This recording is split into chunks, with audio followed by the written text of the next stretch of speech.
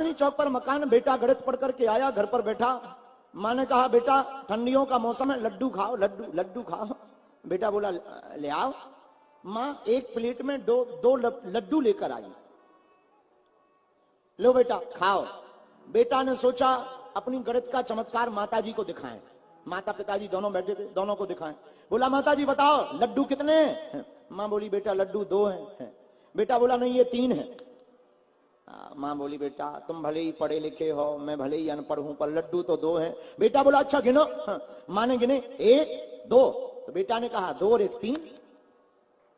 माँ ने कहा बेटा अब भले ही तुम पढ़े लिखे हो, मैं अनपढ़ जरूर हूं, पर लड्डू तो 2 ही है। बेटा बोले नहीं मैं 3 सिद्ध करके मानूंगा, 3 है। फिर से गिनो। माँ ने अब दूसरे लड्डू 1 2।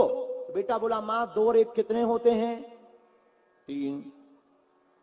अब माँ बोली बेटा क्या बताएं, अब हमारी तो समझ से परे है, लेकिन बाप तो बाप होता है। बाप बोला बेटा तेरी माँ तो मूर्ख है, इसे पता ही नहीं गणित क्या होती है। हमें पता है तू सही कह रहा है, लड्डू 3 है, लेकिन एक काम करते हैं, एक लड्डू मैं खा लेता हूं, एक लड्डू तेरी माँ, तीसरा तू खा लेना।